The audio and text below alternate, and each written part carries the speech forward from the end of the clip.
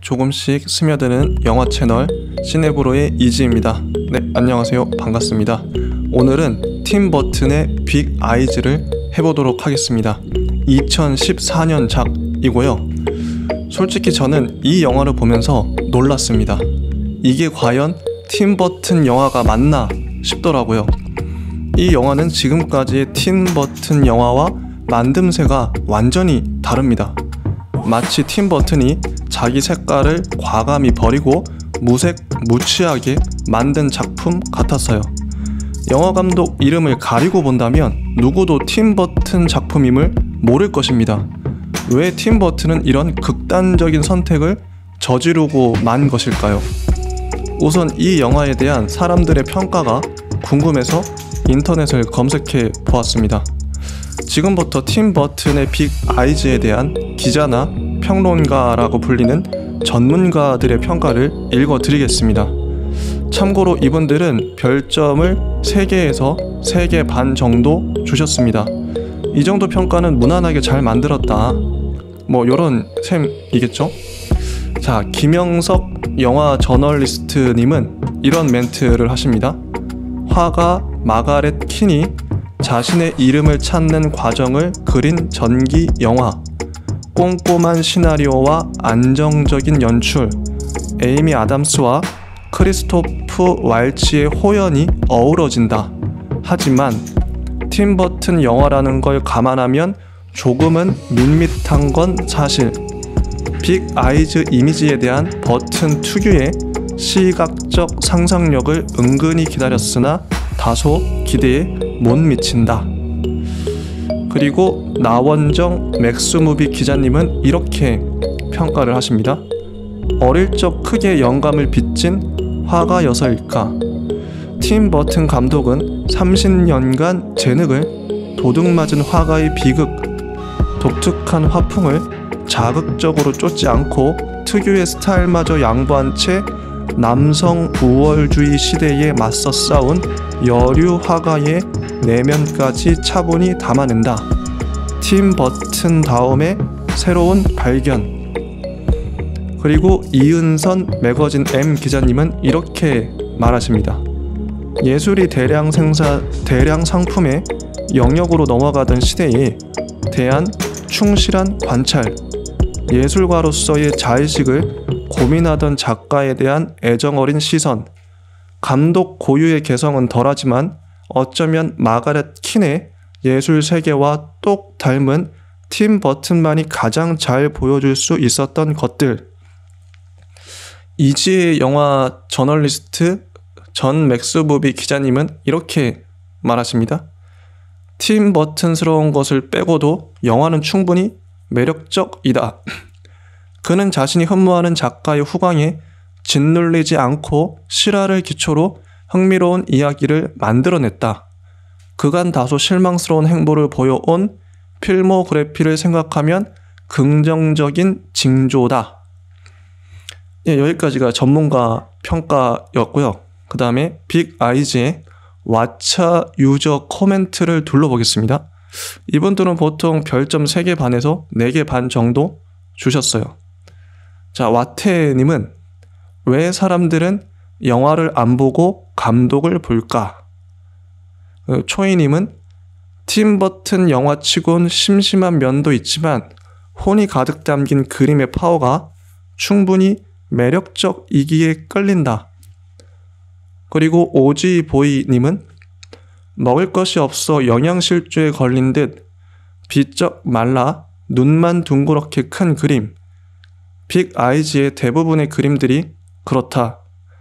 기괴한 그림 빅 아이즈를 어린 시절 소장했다던 팀 버튼. 그는 기괴한 등장인물, 꿈에서나 나올 듯한 이야기를 이상하지 않게 잘 엮어내는 감독. 우리에겐 가위손 빅피쉬로 너무나 유명한 감독이다. 파파이즈님은 마가렛의 흔적을 자신의 색으로 변질시키고 싶지 않은 팀의 배려. 묵묵님은 지금의 팀 버튼을 있게 해준 마가렛을 위한 헌정작. 충경수지님은 섬세한 색감 배치와 구도 감각으로 화면을 화폭으로 승화시키는 나의 최애 감독 팀 버튼의 유일한 실화 바탕 영화. 팀 버튼 감독의 그로테스크한 화려함은 없었지만 본인의 아이 초상화를 부탁할 만큼 애정했던 한 여류 작가에 대한 애착이 느껴지는 작품이었다. 페미니즘이라는 주제로 한동안 상념에 잠겼었다. 라지님은 좋지 못한 결과물로 감독을 비판하는 것은 이해하나 단순히 감독 특유의 색과 특징이 드러나지 않았다고 비판하는 것은 무리가 있어 보인다. 마거릿 킨도 보고 놀랐다는 발치의 연기.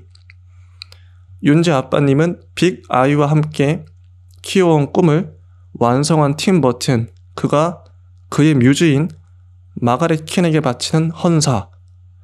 이호중님은 팀 버튼식 표현주의는 상당 부분 사라졌지만 예술마저 소외된 노동이 되어버린 모든 것이 자본화된 키치적 세상에 대한 담담한 표현은 훌륭하다. 예, 여기까지가 이제 유저 평가였습니다. 그동안은 제가 유저나 전문가 평가를 신뢰하지 않는 경우가 많았던 게 사실이죠. 그런데 이번 영화 평가만큼은 전부는 아닙니다만 대부분의 평가를 제가 납득하고 공감할 수밖에 없었습니다. 그 이유는 단순합니다. 그 평가들에서 팀 버튼과 마가렛 킨에 대한 애정이 엿보였기 때문이에요. 제가 지난 시간에도 분명히 말씀드렸듯이 사랑 없는 평가, 애정 없는 평가는 모두 거짓이고 헛것이죠. 사도 바울은 고린도전서 13장 1절에서 3절에서 이런 말을 합니다. 내가 사람의 방언과 천사의 말을 할지라도 사랑이 없으면 소리 나는 구리와 울리는 꽹과리가 되고, 내가 예언하는 능력이 있어 모든 비밀과 모든 지식을 알고 또 산을 옮길 만한 모든 믿음이 있을지라도 사랑이 없으면 내가 아무것도 아니요. 내가 내게 있는 모든 것으로 구제하고 또 내 몸을 불사르게 내줄지라도 사랑이 없으면 내게 아무 유익이 없느니라. 자, 영화평론에 사랑이 결여된다면 어떤 비극이 벌어지는지 이 성경 말씀은 잘 보여줍니다. 평론은 지극히 이성적인 작업이라 오해되고 착각되지만 평론만큼 감성적이고 애정이 필요한 작업은 드물 것입니다.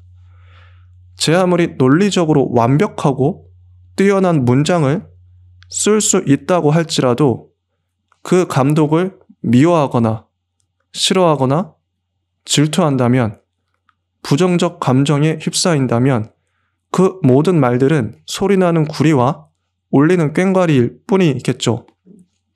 즉 단순한 소음에 불과한 것이 되고 맙니다. 그러므로 여러분들이 어떤 평가나 평론을 보실 때 이 한 가지만 유의하시면 됩니다. 사랑이 있느냐 없느냐, 존경이 있느냐 없느냐. 중심이 중요합니다. 중심이란 마음 가운데를 의미하죠. 자, 다시 빅 아이즈에 대한 평가로 돌아와서 계속 말해보도록 하겠습니다. 사람들은 빅 아이즈에 대해서 전반적으로 후하고 너그러운 평가를 내리고 있습니다. 요약 정리하면 평가는 두 가지 정도로 나뉠 수 있을 것 같아요. 첫 번째는 팀 버튼은 자신의 색을 버렸다. 그래서 아쉽다. 그래도 팀 버튼 다음을 잘 보여준다. 이런 식으로 의견이 좀 갈립니다. 이 지점에 대해서는 제가 뒤에서 설명하도록 하겠습니다. 저는 이번에도 팀 버튼의 선택이 옳았다는 입장입니다. 두 번째로 마가렛 킨에게 헌정하는 영화다. 팀 버튼은 어린 시절부터 마가렛 킨에게 영감을 받아왔던 입장으로 존경하는 마음을 담아 마가렛 킨의 일대기를 영화화했다는 것입니다.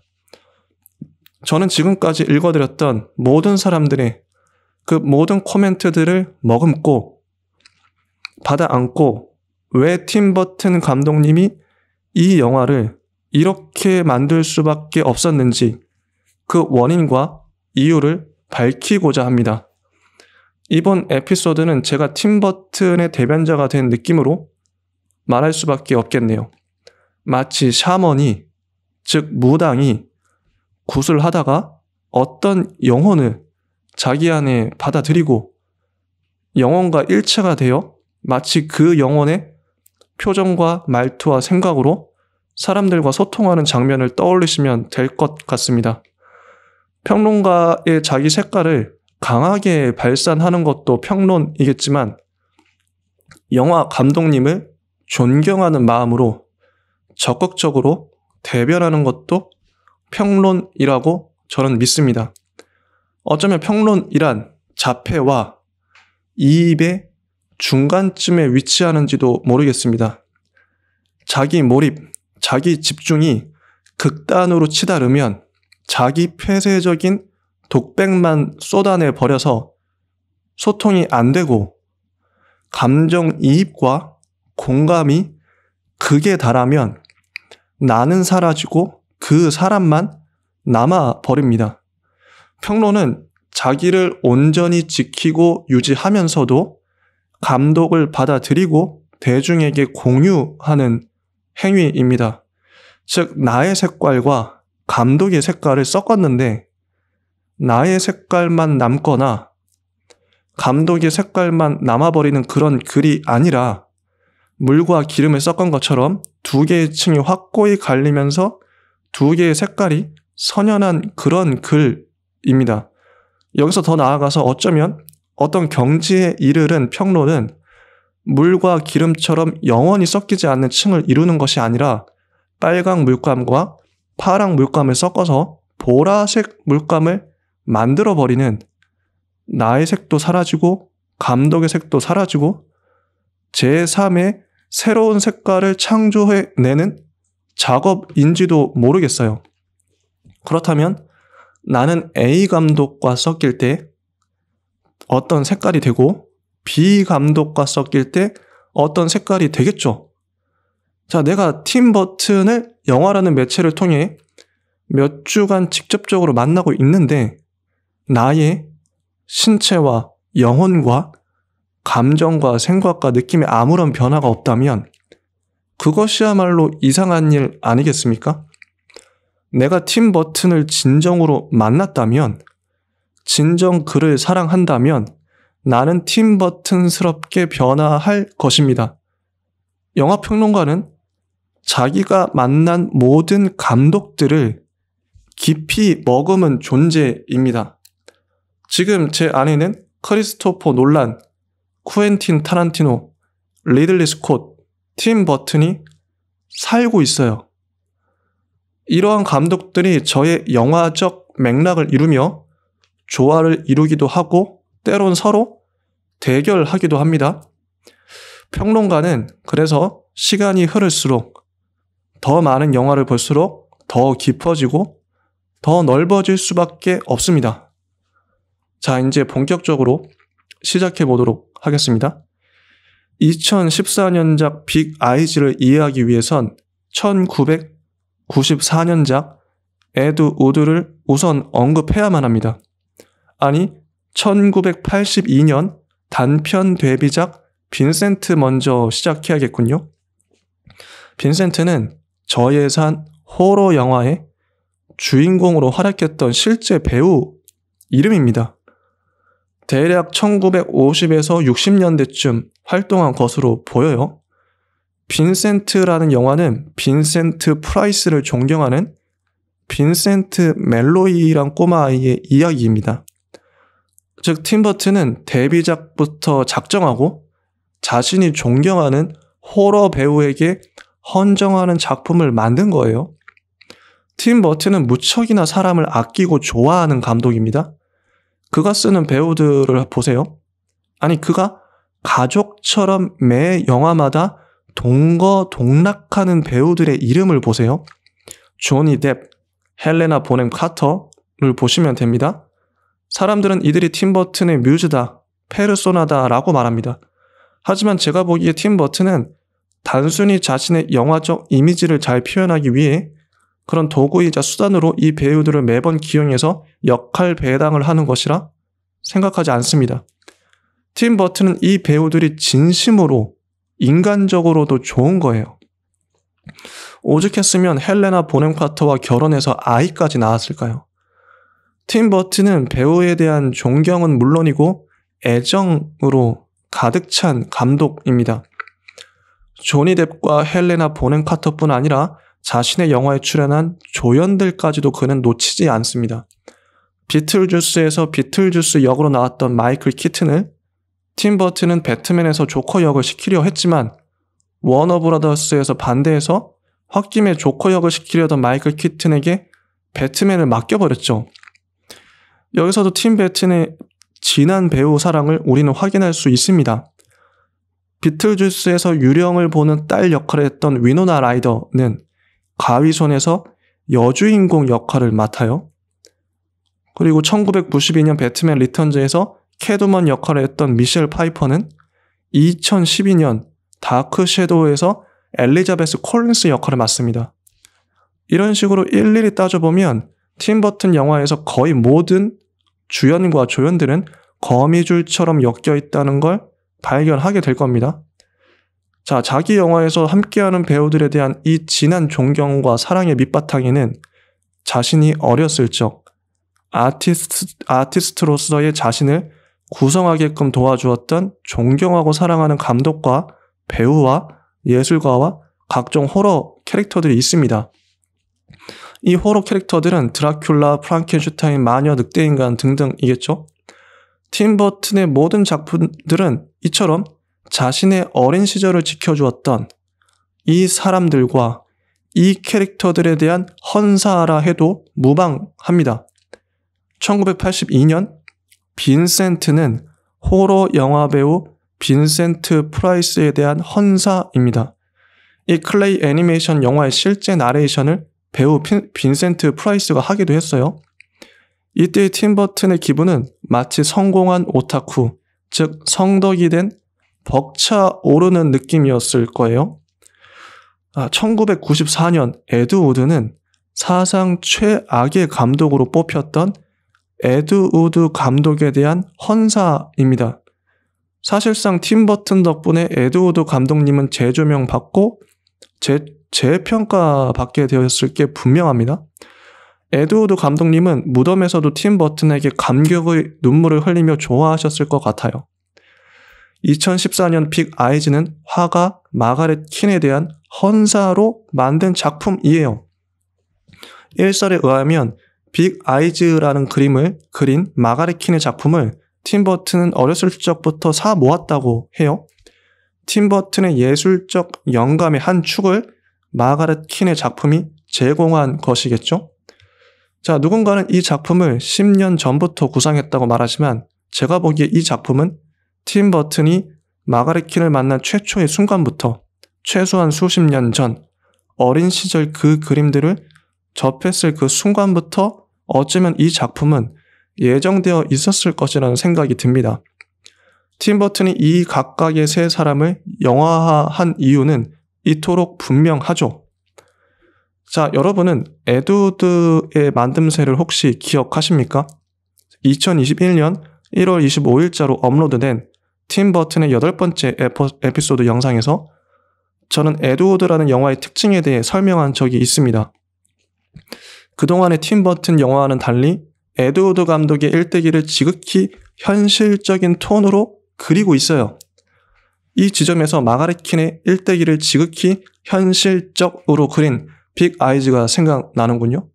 자, 여기서 현실적이라 함은 팀 버튼 특유의 판타지적 세계나 그런 인물을 의도적으로 배제한다는 뜻입니다. 두 영화는 팀 버튼 자신의 영화적 색깔을 과감히 버리고 이 두 사람의 살아온 여정을 최대한 객관적으로 그리는 것으로 보여요. 자, 객관적이라는 말이 좀 어폐가 있네요. 객관을 말하는 순간 주관을 말할 수밖에 없는데 모든 영화는 따지고 보면 주관적이죠. 객관적인 영화란 존재하지 않는 것이죠. 객관을 정의할 수도 없습니다. 과연 몇 사람이나 동의해야 객관이 되는 걸까요? 과연 몇 사람이나 동의하지 않아야 주관이 되는 걸까요? 이 기준 자체가 모호합니다. 따라서 빅 아이즈를 객관적이라 하는 말은 틀린 것이죠. 많은 사람들이 그래서 이 작품을 보고 팀 버튼이 이런 작품도 잘 만드는구나 깜짝 놀라곤 합니다.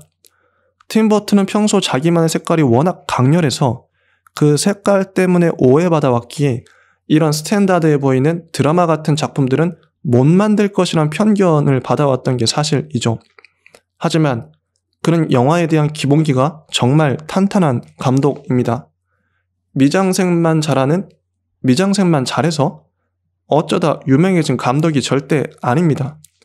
팀 버튼은 에드 우드나 빅 아이즈 같은 작품들도 충분히 잘하고 잘 만들 수 있었지만 워낙 자기 취향이 확고한 터라 그간 자기 취향대로 아티스트답게 우직하게 자기만의 특색이 묻어나는 영화를 만들어 왔던 것 뿐이죠.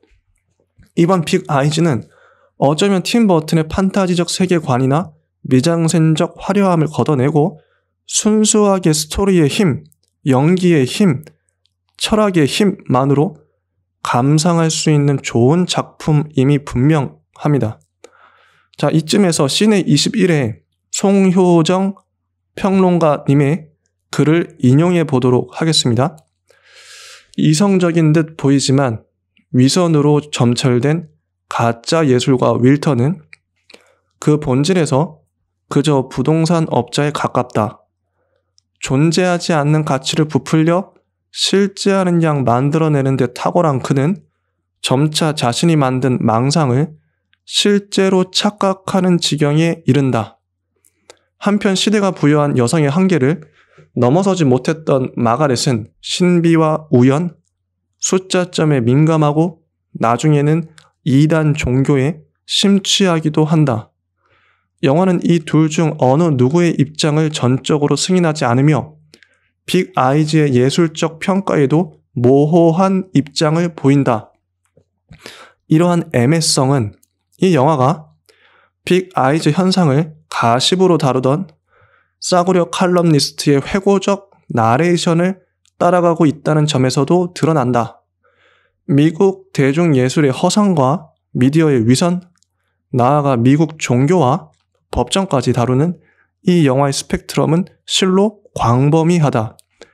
빅 아이즈는 따뜻한 분위기와 사실적 연기, 팀 버튼 사단에서 벗어난 캐스팅의 측면에서 기존의 어떠한 팀 버튼의 영화와도 다른 이례적 작품처럼 보인다.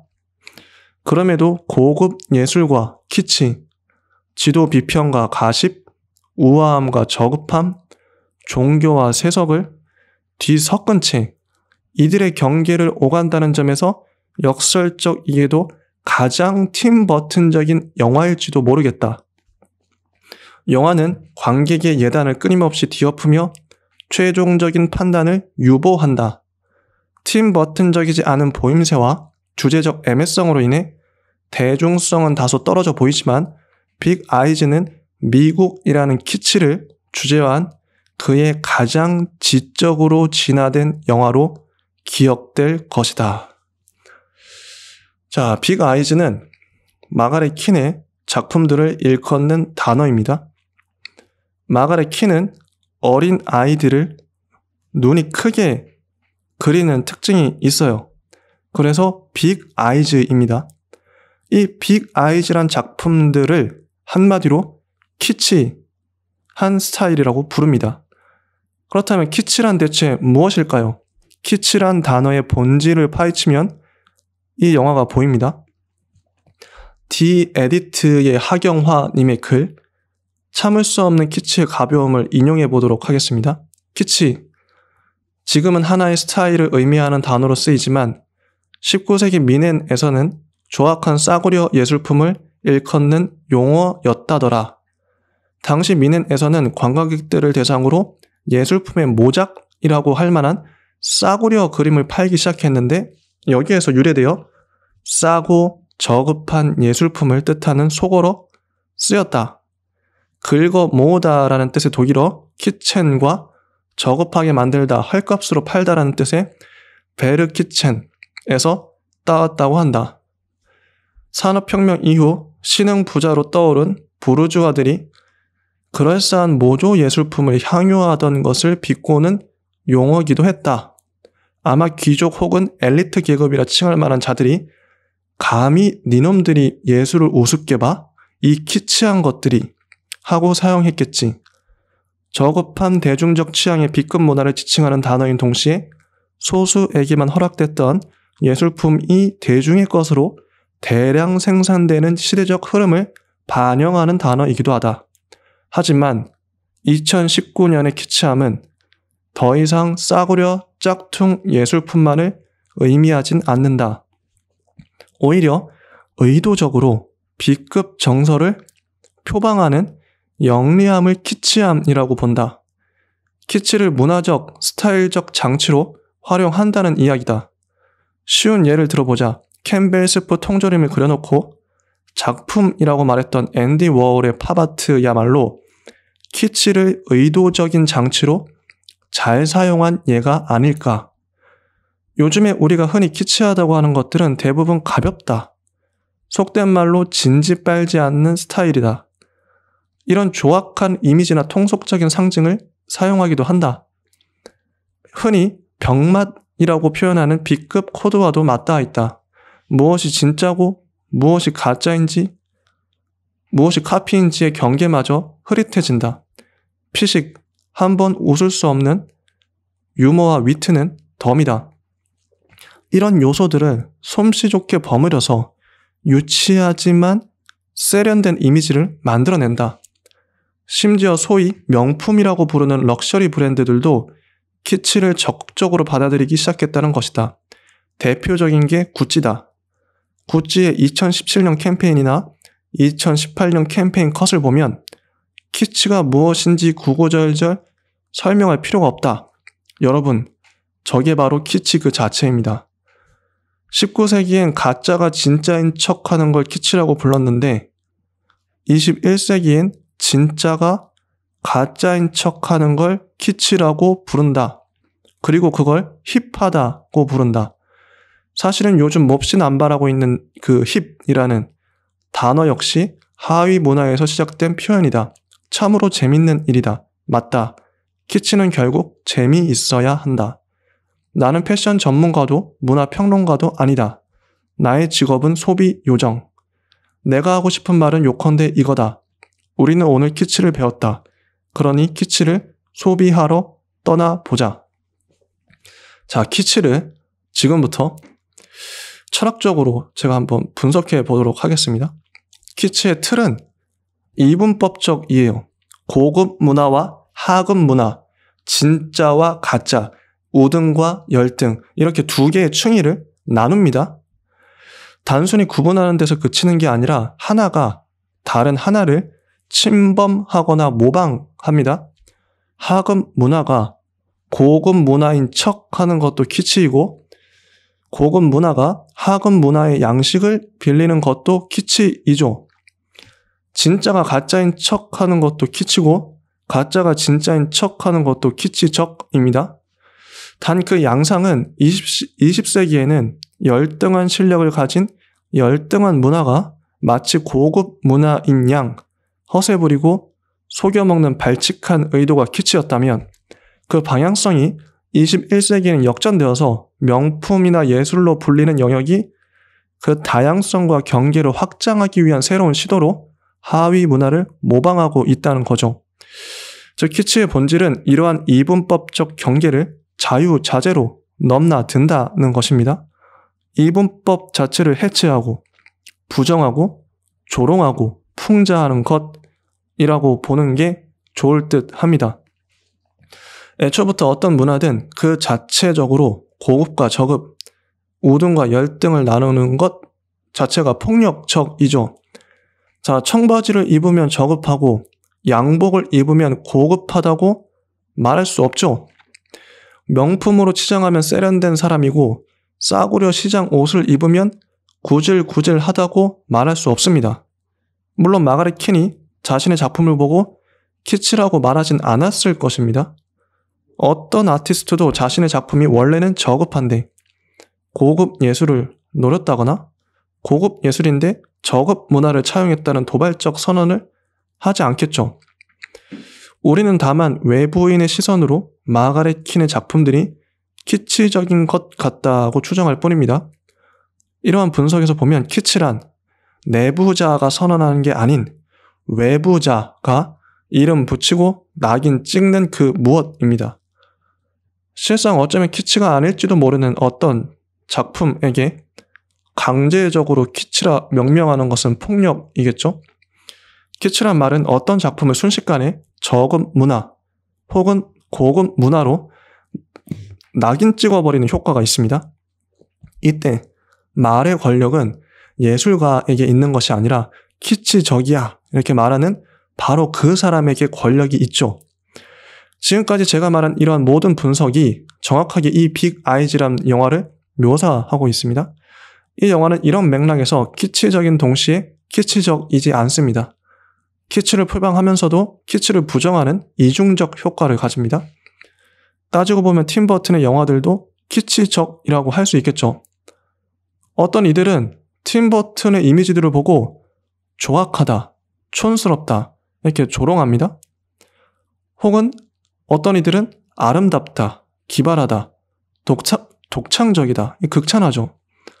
이 두 계층의 사람들은 정확히 키치적인 차원, 키치적 테두리 안에서 팀 버튼을 바라보고 있어요.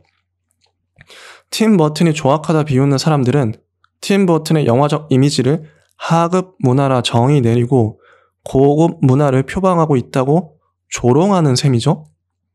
자, 팀 버튼의 이미지가 아름답다고 환상적이라고 극찬하는 이들은 팀 버튼을 고급 문화라고 정의 내리고 하급 문화적인 다양성을 품고 있는 것이라고 말하는 셈입니다.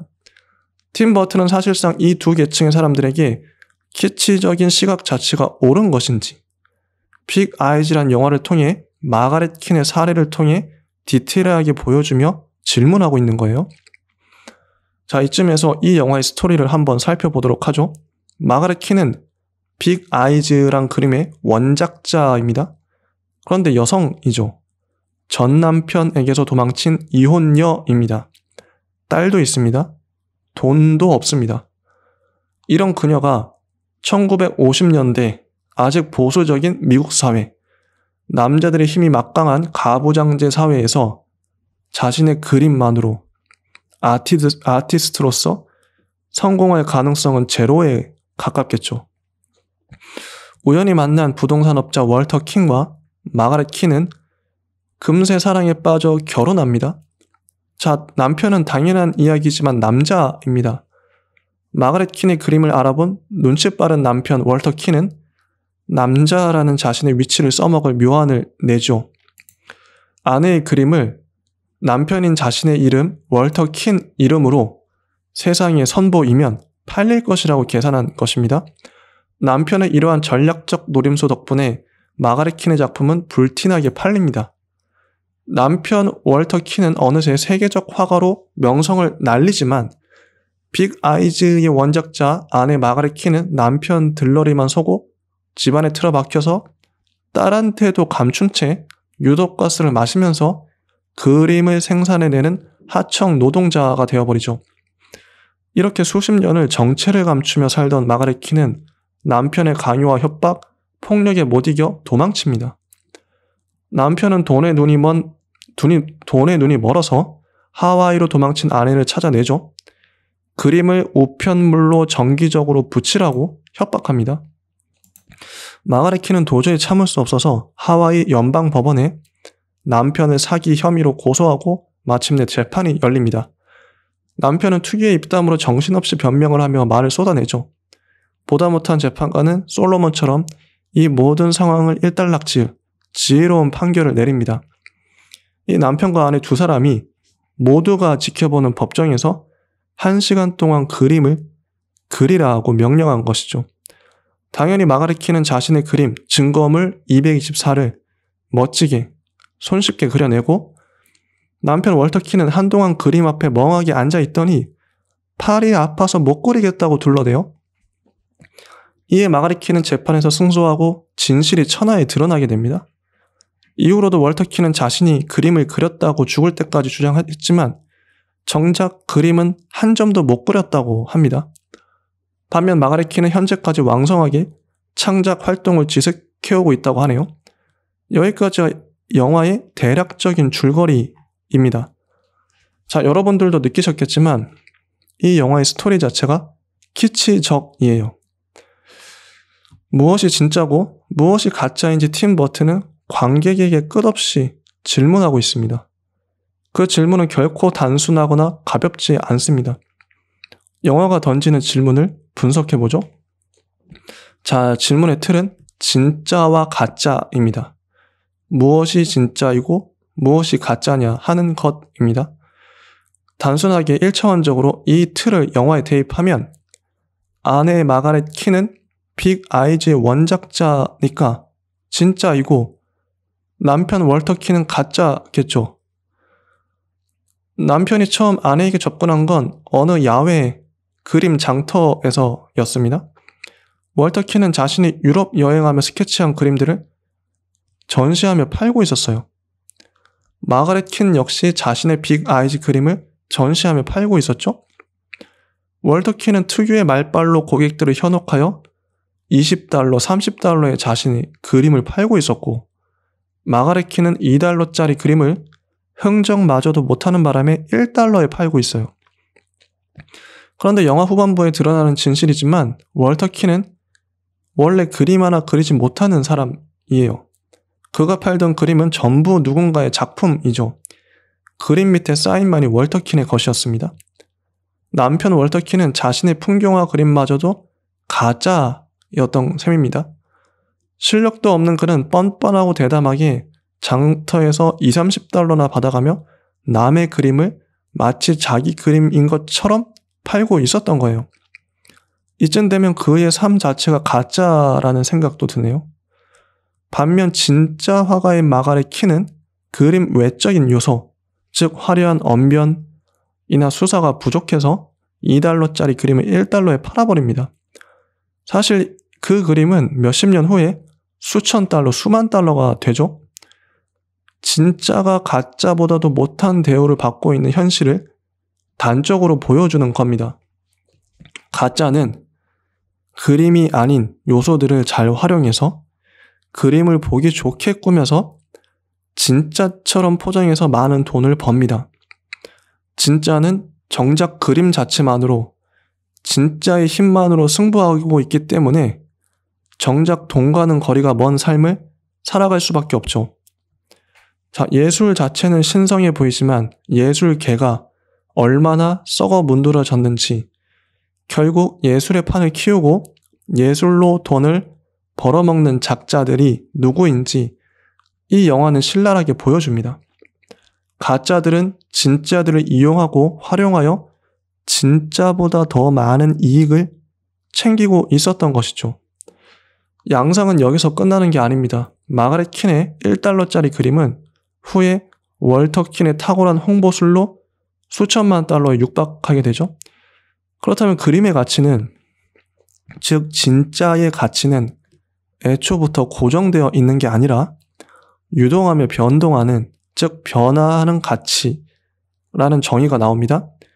고객들은 그림이라는 실체를, 즉 진짜를 산다기보다는 대중매체를 통해 홍보되고 과장되는 명성과 인지도라는 가짜를 산다고 보아야 하지 않을까요? 그림의 값어치를 매기는 건 처음엔 화가, 작가였지만 시간이 흐를수록 원작자의 손을 떠나서 평론가나 대중이 혹은 언론이 그림의 값어치를 절대적으로 결정하게 됩니다. 모든 것의 가치는 애초에 진짜가 결정했지만 시간이 흐를수록 유명해지고 매스컴을 탈수록 그림과는 아무 상관도 없던 가짜들이 진짜의 가격과 가치를 결정하는 주요 변수가 되는 것이죠. 이것은 예술의 본질이며 대중매체의 본질이고 상업 영화의 본질이기도 합니다. 어쩌면 예술을 한다고 자부하는 팀 버튼으로서는 1982년부터 2014년까지 대략 32년간 영화판에서 쓴맛, 단맛, 매운맛 다 겪어본 주체로서 정직하게 이 영화판에 대한 성찰적 지점을 담담히 폭로하고 있는지도 모르겠어요. 그림을 누가 그렸는가는 중요하지 않습니다. 월터 킨이 그렸건 마가렛 킨이 그렸건 상관없이 대중들은 빅 아이즈 스타일에 열광하고 환호합니다. 이런 대중의 본질을 꿰뚫은 월터 킨은 이제 대놓고 빅 아이즈 그림을 대량 복사해서 팔아먹어요. 사람들은 복사품도 진품과 별반 차이가 없다고 생각했는지 불티나게 팔립니다. 그의 이러한 작업은 마치 앤디 워홀의 팝아트를 떠올리게 합니다. 1962년 로스앤젤레스에서 앤디 워홀은 마치 진짜 수프 통조림인 것처럼 식료품 진열대를 만들고 32개의 캠벨 수프 통조림을 인쇄해서 모아놓은 작품을 하나당 $100에 팔았다고 해요. 물론 이를 본 당시 사람들은 조롱했겠죠. 당시 워홀의 캠벨 수프가 전시되었던 페러스 갤러리 건너편에 있는 갤러리에서는 진짜 캠벨 수프를 사다가 진열하고는 우리는 진짜를 단돈 29센트에 팝니다. 라고 써붙이기도 했다고 합니다. 그럼에도 32개의 작품 중 6개의 작품이 예약 판매되었다고 하네요. 그런데 이 작품의 가치를 알아본 페레스 갤러리의 디렉터 어빙 블룸은 모든 예약을 취소해버리고 32개의 작품 모두를 $1,000에 샀다고 합니다. 33년 뒤 1995년 어빙 블룸은 뉴욕 현대미술관에 $1,450만 이 작품을 팝니다. 워홀의 캠벨 수프 통조림 그림은 단순하게 캠벨 수프 이미지를 옮긴 것 뿐이라고 하죠. 당연히 앤디 워홀이 디자인한 통조림도 아니고 직접 그린 것도 아니죠. 인쇄만 했을 뿐입니다. 자, 여기서 무엇이 진짜고 무엇이 가짜일까요? 구매자들은 대체 무엇에 열광한 것일까요? 여기서 진짜와 가짜의 경계는 허물어지고 맙니다. 가짜와 진짜를 구분하는 시도 자체가 무의미한 것이죠. 현대의 모든 소비가 그렇습니다. 당장 여러분의 스마트폰 케이스에 새겨져 있는 미키마우스를 보세요. 여러분의 티셔츠에 프린트된 어벤져스 캐릭터를 보세요. 여러분이 아끼는 원피스 루피 피규어, 곰돌이 푸가 그려진 책 커버를 보세요. 우리가 가진 모든 상품들에 새겨진 캐릭터는 진짜일까요? 가짜일까요? 복사된 진짜일까요? 자, 여러분은 방금 전까지 대량으로 복사된 빅 아이즈 그림을 사는 그 사람들을 비웃었을 거예요. 우리는 과연 그들을 어리석다고 비난하고 비판할 자격이 있는 걸까요?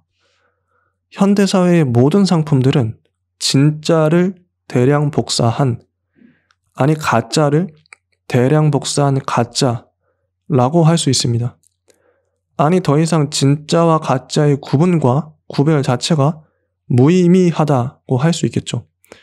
사람들은 진짜냐 가짜냐에는 관심이 없고 단지 그 상품이 새로운가, 예쁜가, 멋있는가, 유명한가 이런 기준으로 구매하죠. 빅 아이즈의 영화평 중에 어떤 사람은 이 영화를 보고 빅 아이즈 그림을 나도 갖고 싶다고 말하더군요.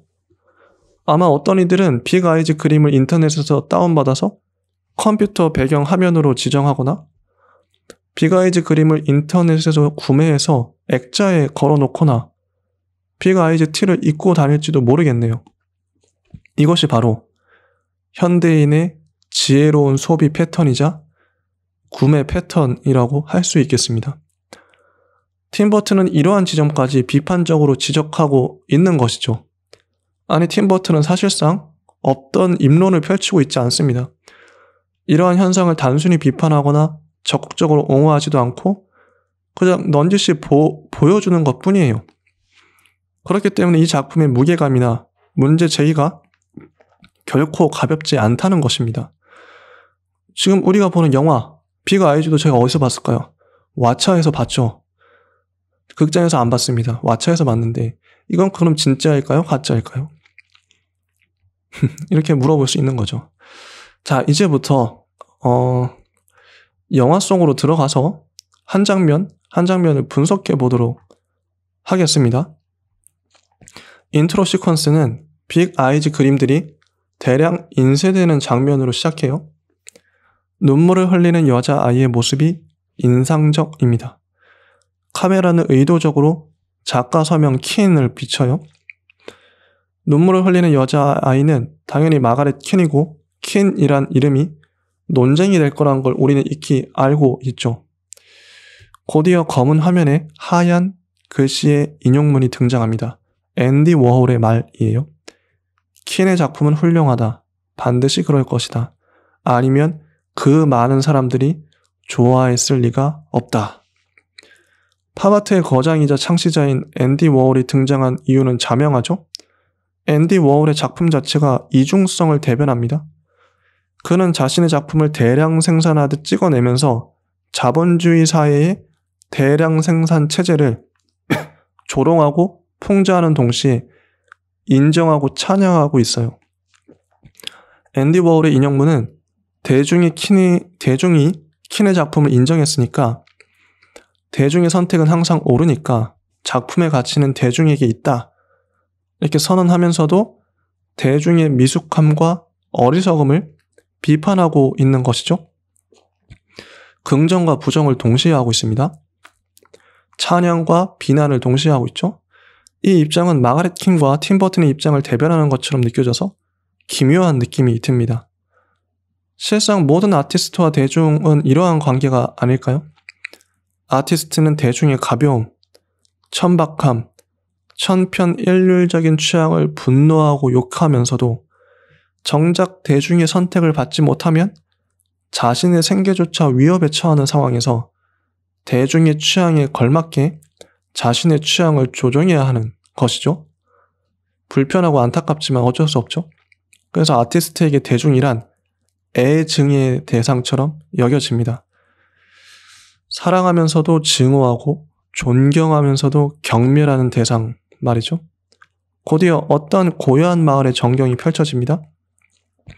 이분할된 수평선 위로 파란 하늘에 구름이 촘촘히 떠있고 도로의 양쪽으로 집들이 나란히 배치되어 있어요. 잔디는 깔끔하게 깎여있고 도로에는 쓰레기 하나 없이 말끔하게 쭉 뻗어 있습니다. 자막은 북부 캘리포니아 1958년으로 나오는군요. 여기서도 알 수 있는 건 팀 버튼의 미학적 센스입니다. 팀 버튼은 이 영화에서만큼은 자신의 스타일을 최대한 죽였어요. 버렸죠.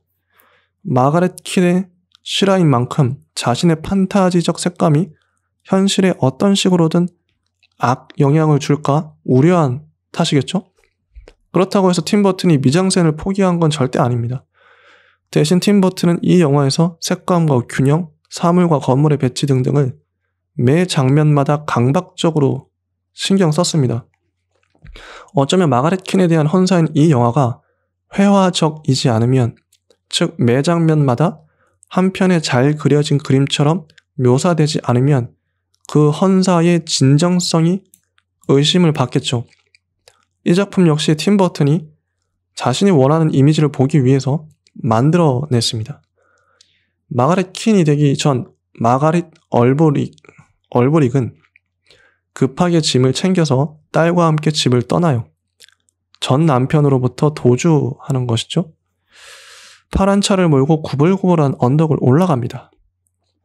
곧이어 차 내부가 나오는데 마가렛은 불안하게 운전하고 있고 뒷좌석에 앉은, 건너편에 앉은 딸은 그런 엄마를 바라보다가 이내 열린 창문 너머로 불어오는 바람을 느껴요.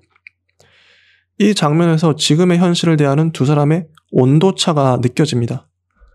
곧이어 오른쪽에서 왼쪽으로 미끄러지듯 달리는 차가 묘사되죠. 장면이 바뀌어 차는 오른쪽에서 나와서 왼쪽 전방 45도 지점으로 달려갑니다. 그리고 문제의 장면, 차가 아까 꾸불꾸불한 언덕에 그 맞은편으로 보이는 지점으로 내려와요. 자, 언덕과 언덕 사이에 세 가지 씬이 있었죠.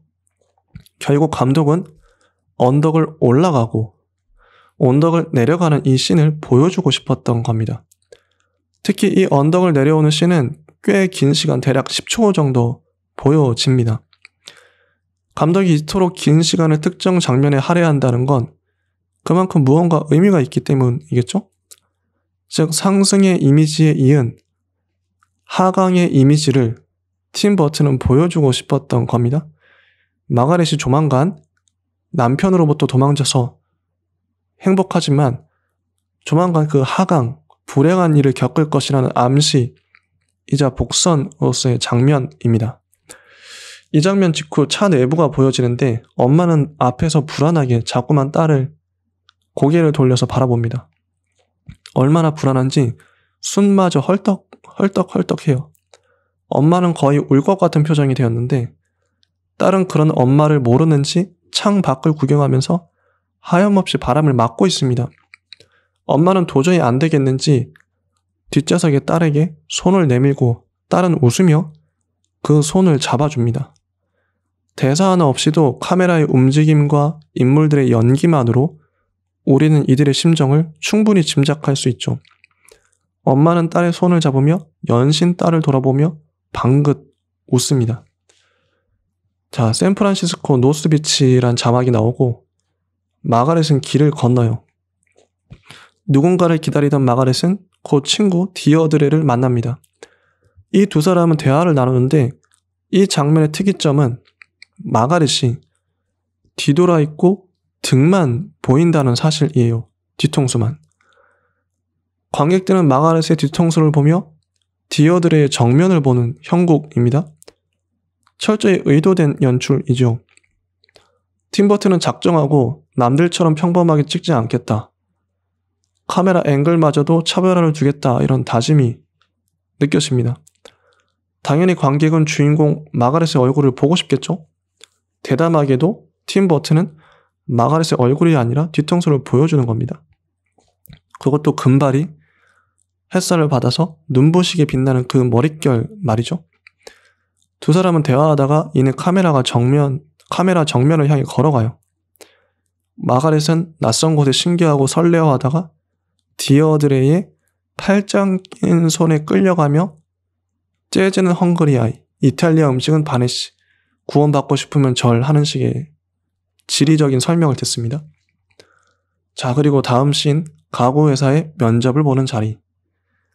담당자인지 사장인지 모르겠지만 면접을 주최하는 남자를 정면으로 카메라가 비춰요.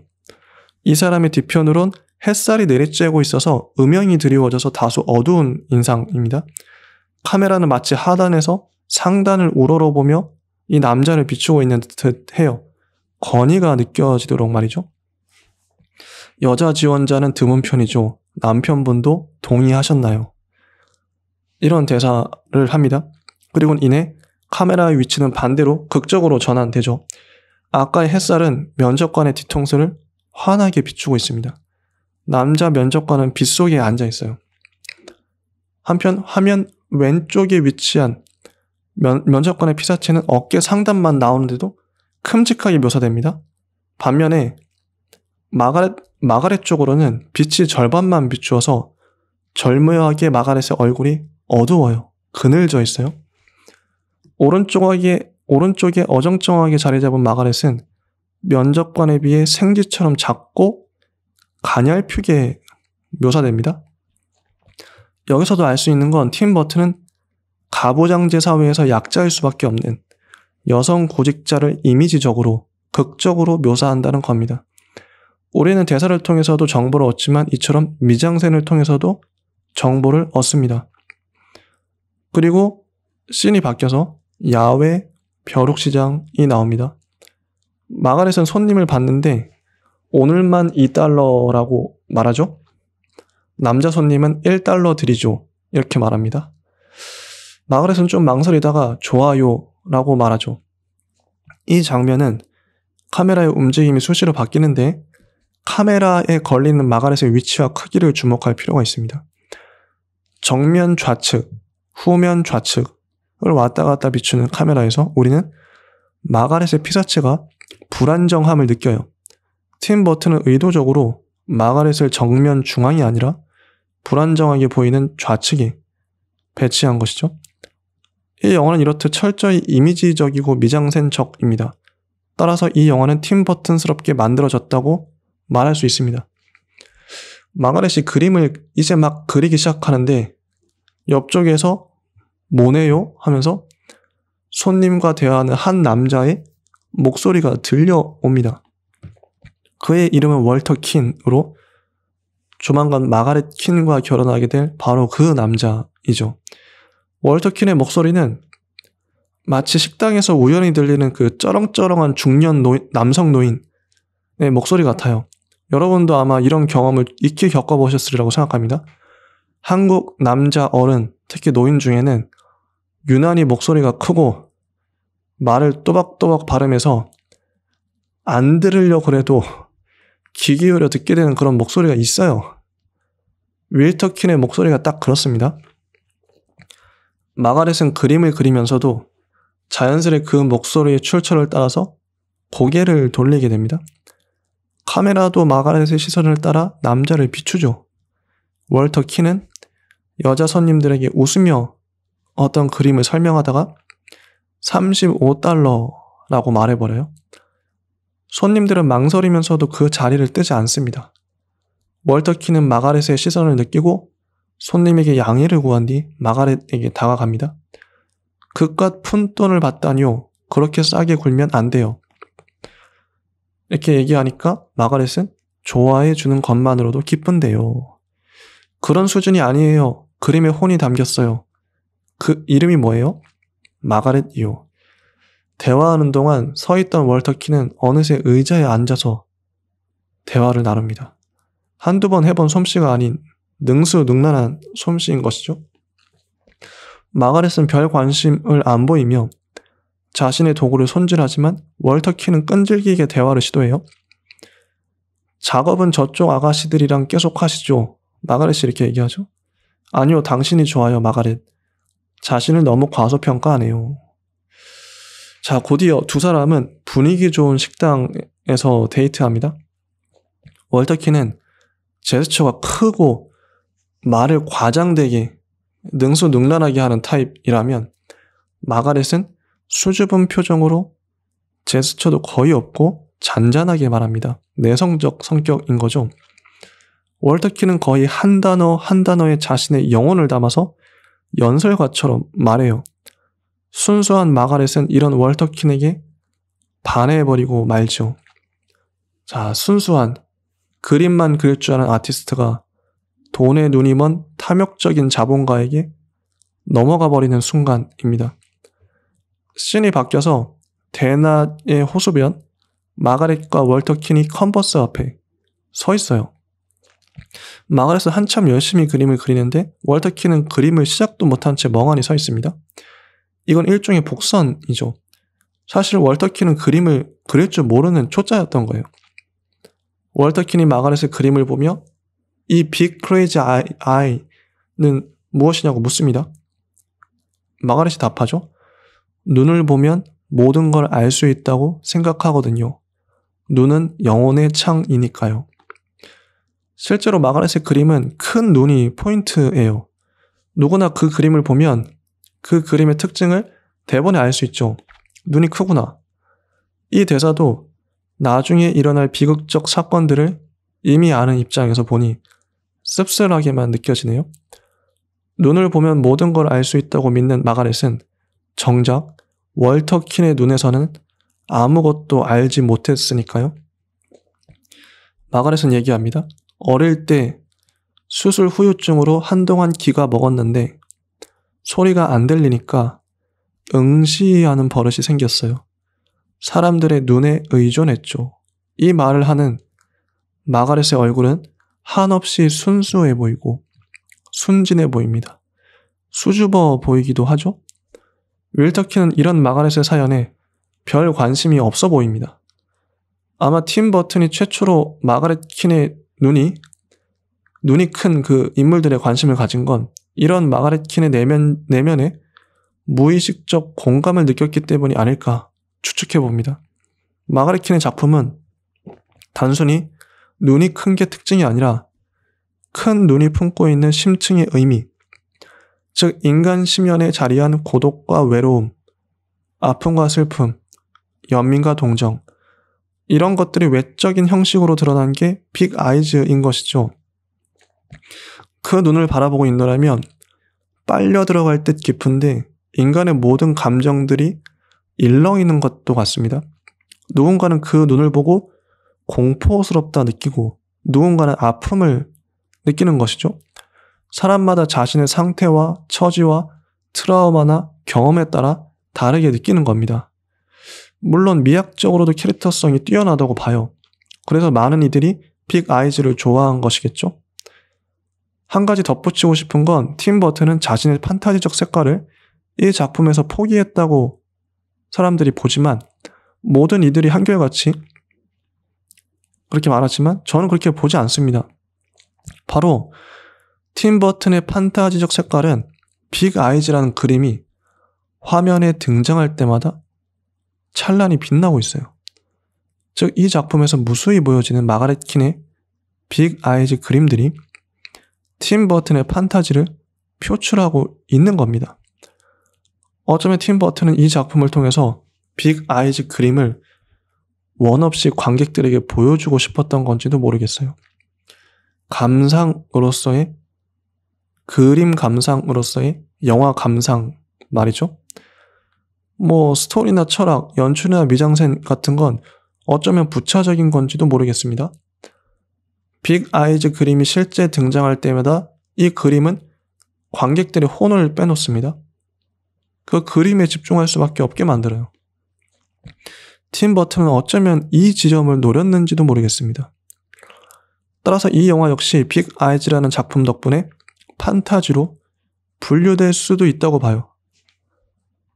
자, 씬이 바뀌어서 마가렛의 집안입니다. 월터 킨은 마가렛을 따라 들어왔어요. 월터 킨은 자연스럽게 마가렛의 어깨에 손을 올리고 마가렛에게 키스를 합니다. 이때 딸이 등장해서 흠흠 헛기침을 하고 두 사람은 뻘쭘하게 떨어지죠.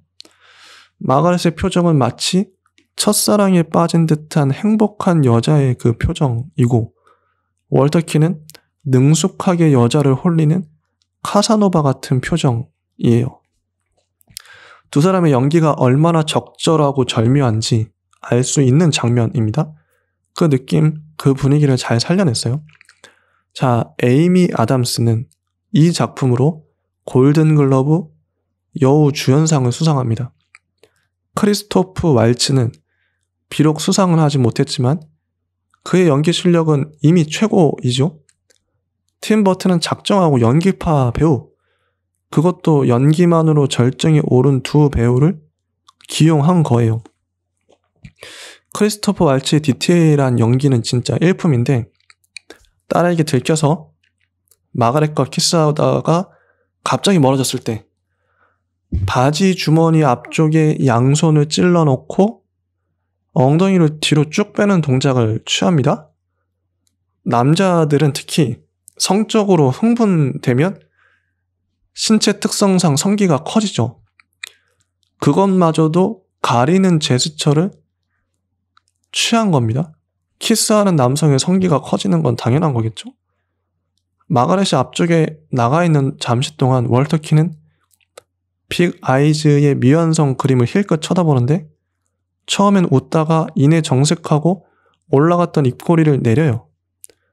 아마도 그 그림에서 그 그림의 검은 눈망울에서 섬뜩한 자신의 욕망을 보았기 때문이 아닐까 추측합니다.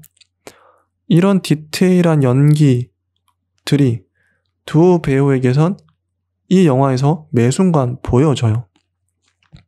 정말 놀라운 연기의 달인들입니다. 연기에 관심 있으시다면, 연기를 배워보고 싶다면 이 영화를 보세요.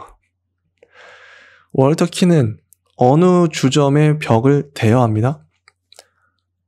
자기 아내와 자신의 작품을 걸어서 판매하려는 목적이에요. 월터 킨의 사업 수완은 대단해요. 화장실 가는 벽면에 걸어놓은 작품들에 사람들은 별 관심이 없죠. 다들 그냥 화장실 가다가 힐끔 슬쩍 보고 지나갈 뿐입니다. 그러다가 사장이 등장해서 피카소 씨, 오늘 물이 좋죠? 물어보니까 월터키는 뾰로통한 표정으로 구석에 처박혀서 모르겠던데요.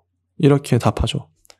무슨 소리요? 거기가 가장 요지인데 술 마시면 가는 데잖소. 사장이 답하죠. 모욕적인 언사시네. 예술을 보며 똥 생각이 나서는 안 되죠. 이렇게 월터키는 반박합니다. 둘은 그냥 서로 밀치다가 이내 주먹 싸움을 하고 말아요. 그런데 월터가 그 사장과 싸우던 모습이 신문 1면에 납니다. 마침 거기 기자가 있었던 거죠. 상황이 반전됩니다. 손님들로 이 주점이 북새통을 이루게 된 것이죠. 대중은 두 사람의 싸움에 흥미를 갖고 이곳에 몰려온 거예요. 이제 사장과 월터킨 두 사람은 동업자가 됐습니다. 일부러 손님들 앞에서 큰 소리로 말다툼을 해요. 이그제미너 신문의 딕 놀란은 두 분 죽이 잘 맞는다고 다가와서 넌지시 월터킨에게 말하죠. 반도치는 유명인인데 선생께서 폭행하셨잖아요. 그러니 월터킨은 이제 간접 유명 인사라고 말합니다. 월터킨은 이 얘기를 가만히 듣더니 좋아해요. 작품 얘기를 듣고 싶어하는 기자 앞에서 월터킨은 자신의 풍경화를 막 설명하려고 하는데 딕 놀란은 맙소사 그것들 말고 집 없는 애들 말이오 라고 물어봅니다. 이때 활짝 웃던 월터킨의 얼굴이 순간 정색되고 말죠. 아마 월터킨은 이때부터 아내 마가렛 킨에게 열등감을 느낀 것 같습니다. 이제 빅 아이즈 작품은 대박이 나서 불티나게 팔립니다. 월터킨은 여기저기 쫓아다니며 신나게 사람들에게 작품 설명을 해요. 마치 자기가 그린 것처럼 말이죠. 우연히 집에서 작품을 들고 찾아온 마가렛 킨은 월터킨이 거짓말하는 걸 듣고 맙니다. 마가렛 킨은 왜 거짓말해요? 이렇게 묻죠. 왜 당신 그림도 아닌데 당신 그림인 양 말해요? 이렇게 묻습니다. 월터킨은 판매를 매듭지으려고 했을 뿐이라고 말하죠. 마가렛 킨은 이 아이들은 내 일부예요. 이렇게 말하고 월터킨은 세일즈는 내 전문이야. 작가를 만나면 값이 올라가지. 그러자 마가렛 킨은 날 만날 순 없겠죠. 집에만 있으랬으니까. 돈만 많이 벌면 돼. 주머니 돈이 쌈짓돈이잖아. 너무 가볍게 생각하네요. 그렇지 않아. 자존심 문제가 아니야. 내 풍경화가 당신 거라 해도 난 아무렇지도 않아. 원숭이가 그린들 어때? 당신은 감정도 없이 그릴 수 있어 좋겠지만 아 여보 난 그저 당신 작품을 세상과 공유하려는 거야. 당신이 그린 아이들을 벽장 속에 쌓아두고 싶어? 아니면 누군가의 거실에 걸어두고 싶어? 자, 이 대화는 마치 작가와 마케터의 이야기를 보는 것 같습니다.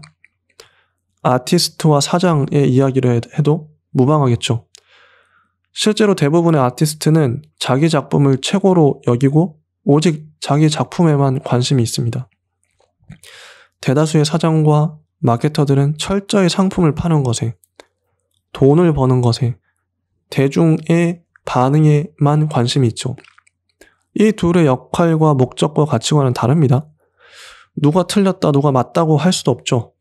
먹고 살려면 어쩔 수 없기에 돈 버는 것 자체가 나쁜 게 아님에도 많은 이들은 아티스트의 편을 듭니다. 그럼에도 돈보다 중요한 게 순수한 작품과 순수한 목적이 아니겠느냐는 것이죠. 그래서 사장과 마케터들은 자신의 목적을 숨긴 채 애써 아티스트처럼 말하곤 합니다. 어쩌면 팀 버튼은 예술가로 살고 싶은데 자꾸만 세상이, 주변 사람들이 자신의 작품을 돈 버는데 이용하려는 그 노골적 속물성이 늘 마음에 걸렸을 거예요. 영화파는 더하겠죠. 아티스트는 늘 대중성과 작품성 사이에서 고민하는 존재이죠. 어느 정도는 팔려야 밥벌이를 할 수 있고 지속 가능한데 동시에 자기 기준인 작품성도 만족해야 하니까요. 이 대화를 보면서 많은 창작자들이 마가렛 킨에게 열광하면서도 월터 킨을 보며 큰 한숨을 내쉴 것이라고 예상합니다. 씁쓸한 현실이죠. 마침 두 사람이 대화하는 도중에 카메라 플래시가 터집니다. 기자들이 취재하고 있어요. 계단을 타고 유럽의 유명 인사가 걸어 내려옵니다. 이 유명인은 영어를 못해요. 옆에 섰던 한 여자가 물어보죠. 올리베티 씨가 그림이 마음에 드신대요. 작가가 누구인지 궁금하답니다. 이때 이제 카메라는 나란히 선 월터 킨과 마가렛 킨을 비추죠. 두 사람의 운명을 결정할 선택의 순간이 찾아온 겁니다. 마가렛 킨은 자신의 작품을 들고 입을 번긋거리려다가 망설입니다. 아마 남편 월터 킨이 한 말도 있고 여자가 작가라고 알려졌을 때 그때 당시에 어찌 될지 두렵기도 했을 겁니다. 이렇게 우물쭈물 하다가 무언가 말을 내뱉으려는 순간 남편 월터 킨이 잽싸게 접니다. 이렇게 답해버리죠. 이때 마가렛 킨은 실망과 분노, 충격과 억울함을 느끼며 그 자리에 두 눈을 부릅뜨고 서 있어요. 아무것도 모르는 남편 월터 킨은 혼자 신이 나서 그림을 마치 자기가 그린 것처럼 설명합니다. 자, 씬이 바뀌어서 그림을 그리는 마가렛 앞에 월터는 수표를 달랑달랑 내보입니다. $5,000라고 말하죠. 자, 월터는 그 이탈리아 사업가 디노 올리베티가 우리 작품을 구매했다고 그런 사람이 후원하면 신뢰도가 생기고 신뢰도가 생기면 정당성이 생기지 이렇게 말해요. 마가렛은 정직함은 어때요? 이렇게 말합니다. 왜 이래 그림에 킨이라고 쓰여 있잖아. 나도 킨이고 당신도 킨이고 이제부터 우린 일심동체야. 이 말을 들으면서 마가렛의 얼굴은 일그러지지만 윌터가 마가렛을 안자 마가렛은 웃어요. 이런 남편조차도 마가렛은 아직 여전히 사랑하고 있었던 거죠. 월터 킨은 시장에게 그림을 선물하면서 이 세상 아이들을 대신해 이 그림을 샌프란시스코 시장님께 바칩니다. 이렇게 말합니다. 물론 언론사 카메라가 지켜보는 앞에서 말하죠. 월터 킨은 소련 대사에게 그림을 선물하며 문화를 통한 평화를 위해 이 그림을 소련 국민들에게 기증합니다. 이렇게 말해요. 사람들은 박수를 치고 카메라 플래시가 터져요. 월터 킨과 마가렛 킨은 딸도 속입니다. 거리에서 포스터로 붙이는 이 그림은 엄마가 그린 게 아니라 아빠가 그렸다는 거죠. 아이는 영혼 없는 말투로 정말 잘 그리셨네요. 이렇게 말합니다. 이를 지켜보던 마가렛은 양심에 찔렸는지 성당에 가서 고해성사를 합니다. 원래 자신은 감리교회에 다녔기에 천주교인도 아닌데 말이죠. 이 지점에서 마가렛이 종교심이 있다는 걸 관객들은 알게 됩니다. 이후 월터 킨과 갈라서고 하와이로 도피했을 때에도 진문을 두드렸던 여호와의 증인 사람들을 마가렛은 받아들이죠. 어쩌면 마가렛은 자신의 속마음을 나눌 누군가가 필요했는지도 모릅니다. 마침 이단이라 불리는 여호와의 증인 신도들조차도 그녀에겐 절실했는지도 모르겠어요. 곧이어 미술관에서 빅 아이즈 전시회 파티를 하지만 마가렛은 술잔을 나르는 시중만 들 뿐입니다. 사람들이 누가 그린 그림이냐고 물어봐도 마가렛은 남편 월터 킨이 그렸다 이렇게 말하죠. 월터 킨은 사람들에게 둘러싸여서 포스터에 서명해주고 웃고 떠들고 아주 신이 났습니다. 그러던 중 한 손님이 월터 킨에게 진지하게 물어요. 아이디어는 어디서 와요? 그러니까 왜 다 애들 그림이냔 거죠. 실실 웃던 월터 킨의 얼굴이 멍해지며 화면이 전환됩니다. 마가렛의 작업실에서 월터는 묻죠. 뭐라고 말해야 하지? 이 그림을 어떻게 그리게 되었다고 할까? 마가렛이 답하죠. 어린 여자애들에 대한 불건전한 집착 때문에. 월터는 마가렛과 대화하다가 스스로 답을 발견합니다. 그 답은 이내 흑백 텔레비전에 인터뷰 형식으로 나오고 마가렛은 TV로 이를 지켜보죠. 월터가 말합니다. 제 인생을 통틀어 가장 충격적인 광경은 바로 아이들의 모습이었죠. 전쟁으로 황폐해진 세상에 버려진 무고한 아이들, 부모도 집도 없이 쓰레기 더미를 뒤지는 아이들. 제가 진정한 화가로 태어난 건 그때였습니다. 그때부터 저는 길 잃은 아이들과 그들의 큰 눈을 그렸어요. 영원히 가슴에 맺히는 그 큰 눈들을요. 심하게 왜곡되어 보이는 카메라 앵글은 진지하게 말하는 월터 킹과 거의 울 것 같은 표정으로 몰입해서 듣고 있는 사람들을 번갈아 비춥니다. 이 모든 게 속이고 속는 가짜들의 쇼라는 걸 팀버튼은 미장센적으로 보여주고 있는 거죠. TV쇼 직후 갤러리는 인파로 10,000원이 됩니다. 흥행 대박이 난 것이죠. 윌턴은 마가렛에게 전화해서 실실 웃으며 이렇게 말합니다. 미친 짓이지만 포스터도 돈 받고 주기로 했어. 처음엔 5센트, 나중엔 10센트. 그래 여보, 미친 짓인 거 나도 알아. 그런데 문득 든 생각이 그림 하나를 $500 받고 파는 게 나을까? 아니면 싸구려 포스터를 100만 장 파는 게 나을까? 사람들은 복제품도 상관없어 해. 미술 작품에 감동받고 싶을 뿐이지. 그럼 아무 데서나 팔 수 있어. 어디든 다. 곧이어 마가렛이 마트에서 장 보는 장면이 나옵니다. 마트는 똑같은 제품이 복제품처럼 같은 선반에 빼곡히 들어차 있죠. 마가렛은 캠벨 수프를 카트에 담습니다. 팀버튼이 명백히 의도한 장면이죠. 캠벨 스프는 팝아트의 거장 앤디 워홀의 그 캠벨 스프 그림을 떠올리게 합니다. 카트를 끌고 코너를 돌자마자 빅 아이즈 포스터가 한편에 거창하게 전시되어 있어요. 마가렛은 이를 낯선 표정으로 바라보고 숫자 점이란 책에 손을 내밀어 물끄러미 봅니다.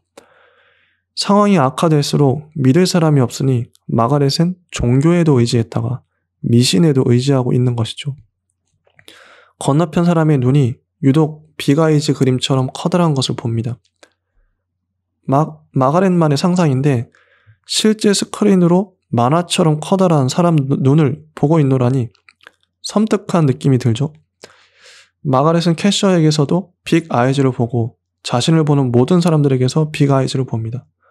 이런 환상 혹은 환영을 보면서 마가렛은 어안이 벙벙해져서 뭔가 잘못됐다는 걸 느껴요. 곧이어 이어지는 씬에서 마가렛은 새로운 화풍으로 캔버스에 그림을 그립니다. 이때 갑자기 월터가 들어오고 마가렛은 그 그림을 재빨리 숨기죠. 월터는 숨긴 그림을 좀 보자고 하고 마가렛은 거절하지만 이내 보여주고 맙니다. 월터는 그림을 보자마자 새로운 화풍이라고 말하고 마가렛은 자화상이라고 말하죠. 월터는 그럼 난 어떻게 설명해? 라고 묻고 마가렛은 내 이름으로 서명할까 해서 라고 답하죠. 월터는 헷갈리지 않겠어? 키는 나잖아. 이렇게 말합니다. 마가렛은 말하죠. 알지만 사람들이 나한테 그림 그리냐고 물을 때마다 뭐라고 답해야 할지 모르겠거든. 이게 내 작품이라고 말하고 싶기도 하고. 그러자 월터는 빅 아이즈가 그렇다고 했어? 라고 묻죠. 월터의 머릿속에는 오직 사업 생각뿐입니다. 안에는 안중에도 없어요. 누구한테든 말하면 우리 사업은 끝장이야. 돈을 돌려주고 싶어? 사기를 치게 된다고. 나도 알아, 맙소사. 나도 안다고. 한 번도 잊은 적 없어. 약속을 어긴 적도 없고 아무에게도 말하지 않았어. 부탁이야. 이거 하나만은 갖게 해줘. 자, 이 장면을 보고 있노라니 남편 월터는 아내 마가렛에게 가스라이팅을 하고 있다는 게 확연히 보이는군요.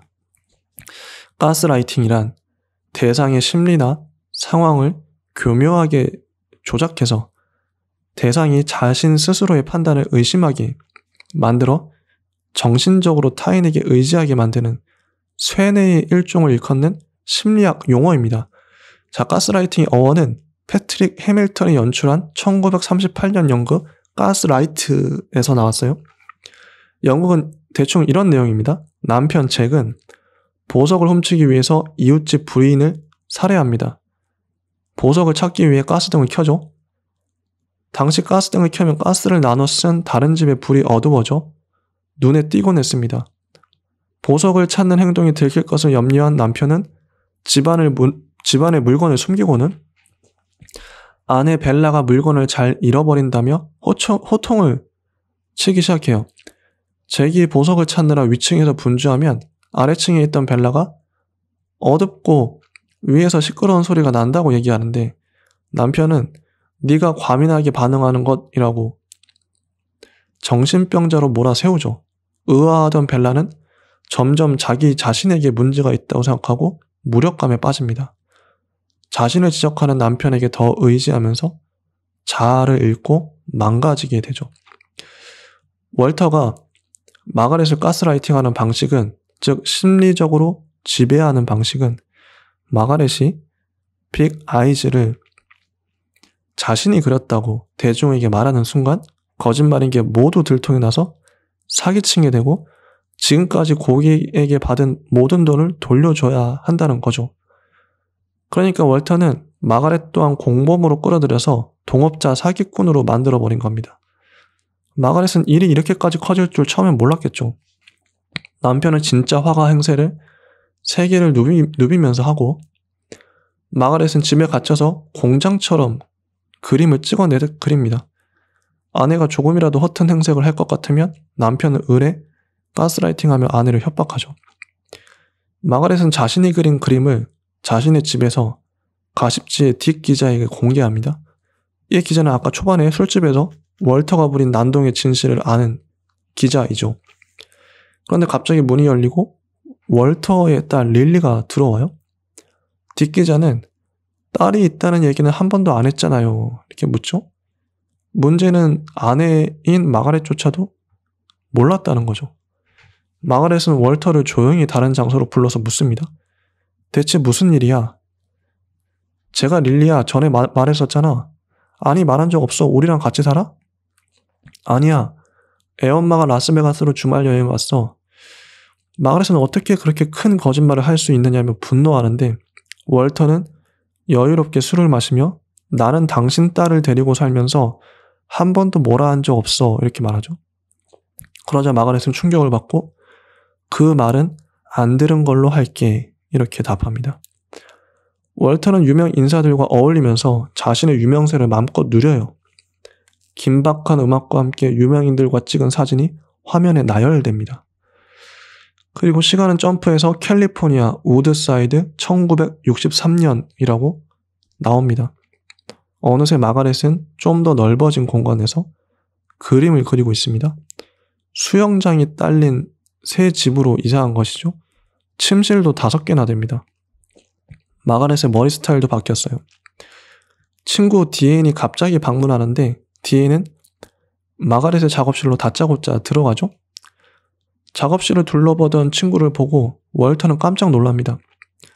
월터는 다급하게 앉아 붓을 들고 그림을 그리는 척해요. 그러면서 작업 도중 누가 보는 거 싫어하는 거 알잖아 이렇게 성질을 냅니다. 월터는 마가렛의 유일한 친구인 디앤을 내쫓고 마가렛은 그 모습을 하염없이 보고만 있어요. 마가렛은 우연히 작업실에서 상자를 발견합니다. 그 상자를 열어보니 익숙히 보아온 월터의 그림이에요. 그런데 그림 밑에 세닉이란 서명이 써있죠. 월터는 남의 그림을 사다가 서명만 지우고 자기 이름을 써서 팔았던 겁니다. 마가렛은 자신이 남편에게 그동안 속아왔다는 걸 알아버리죠. 마가렛은 거실로 가서 남편이 그렸다고 생각한 거실에 걸린 그림에 서명을 칼로 긁어봅니다. 역시나 킨이란 서명 밑에는 세닉이란 이름이 나오죠. 이때 월터가 때마침 등장합니다. 월터는 장제스 총통 부인이 타이베이에서 직접 여기로 온다면서 신나 있죠. 마가렛이 세닉에 대해 말하자 월터는 세닉은 자기가 예전에 쓰던 이름이라고 변명을 합니다. 하지만 마가렛은 거짓말을 하면 할수록 더 초라해질 뿐이라고 말하죠. 그럼 왜 그 이름에 덧칠한 거야? 조언 하나 하자면 유화에 수성 물감 덧바르지 마. 긁으면 바로 벗겨지니까. 맙소사, 내가 그림 그리는 거 당신도 봤잖아. 아니, 본 적 없어. 항상 그런 줄 알았는데 무슨 신기루 같아. 멀리서 보면 정말 화가 같은데 가까이서 보면 전혀 아니야. 월터는 흥분해서 소리치죠. 파리에 다녀왔다니까. 그랑 쇼미에르에서 미술 공부를 했어. 루브르에서 대가의 작품을 보며 보낸 시간이 얼만데. 월터, 파리에 가보긴 했어? 월터는 아무 말 없이 자리에 앉습니다. 그리고 변명하듯 말하죠. 난 그저 너무 화가가 되고 싶었는데. 마가렛은 자리를 뜨고 맙니다. 자, 이 장면을 보면서 문득 돌아가신 저희 아버지가 생각나네요. 저희 아버지는 입만 열면 거짓말을 하셨습니다. 어렸을 적엔 저도 어렸으니까 그 말을 곧이곧대로 다 믿어버렸는데 커서 보니 거짓말이란 걸 알겠더군요. 어머니도 처음에는 아버지를 믿었습니다. 어머니가 아버지를 처음 만났을 적에 자신은 좋은 기업에서 근무하고 할아버지도 큰 일을 하시는 것처럼 과장해서 말했다고 해요. 어머니는 그 말을 순진하게 다 믿었죠. 나중에 결혼해서 알고 보니 아버지의 그 말이 모두 거짓말이라던 겁니다. 아버지는 늘 거짓말을 달고 살았어요. 어느 순간부터인가 우리 가족은 아버지의 말이 어디부터가 진실인지 어디까지가 거짓인지 정말 모르게 됐습니다. 문제는 아버지 자신도 무엇이 거짓이고 무엇이 진실인지 헷갈려 하신다는 거예요. 이렇게 아버지는 거짓과 진실을 뒤섞어 버린 채 스스로 만든 거짓말의 감옥에 갇혀 사셨습니다. 물론 사람들의 신뢰도 완전히 잃어버렸죠. 참 안타깝습니다. 월터 킨도 그랬던 것 같아요.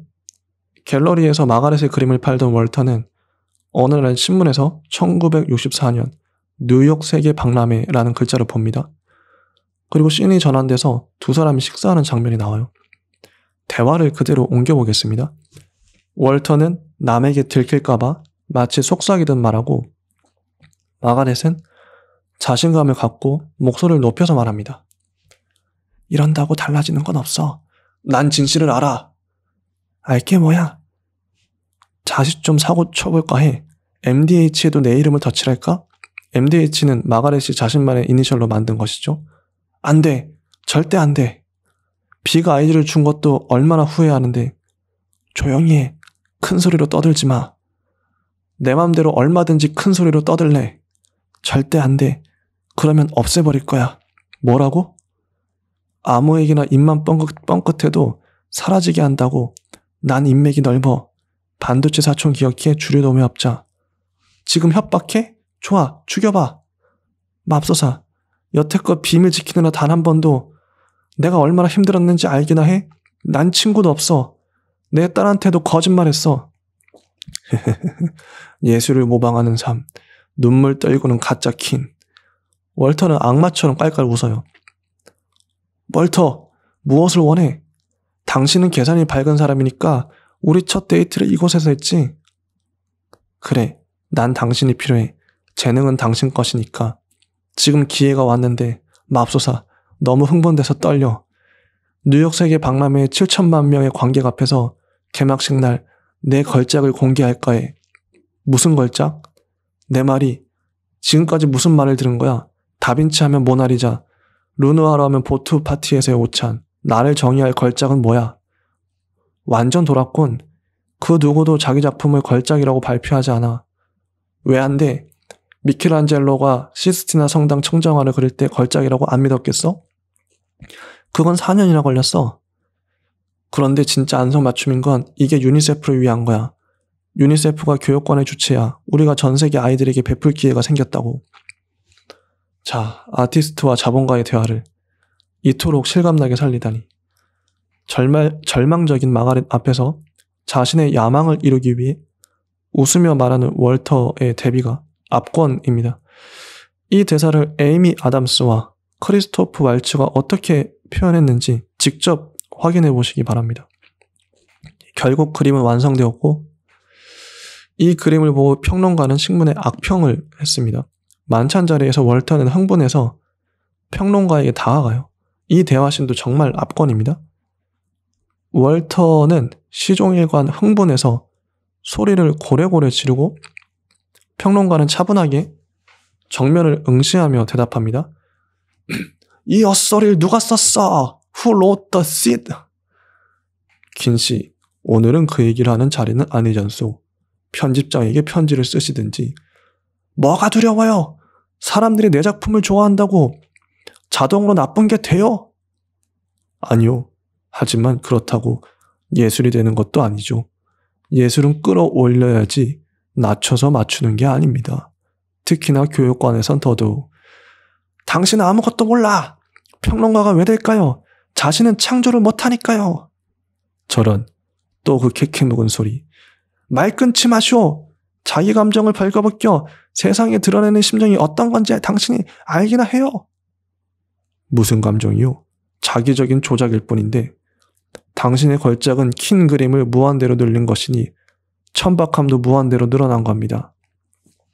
이 말을 듣던 월터는 식탁에서 포크를 들고 평론가를 찍으려 해요. 평론가는 월터의 손을 낚아채면서 월터를 당당히 응시하죠. 월터는 포크를 차분히 내려놓고 주변 사람들을 기웃거리며 둘러보다가 물러나고 맙니다. 이 모습을 아내 마가렛은 보고만 있죠. 이윽고 마가렛의 그 큰 그림은 나무 상자에 담기고 맙니다. 그림이 천천히 내려오면서 아이들의 큰 눈망울이 보이는데 하나같이 슬프고 우울해 보여요. 마가렛의 심정이 고스란히 그림에 투영된 것이죠. 자, 이 대화씬도 바로 앞에 레스토랑 대화씬에 이어서 이 영화의 명장면이고 명대사가 나열된 주제가 함축된 씬이라고 봅니다.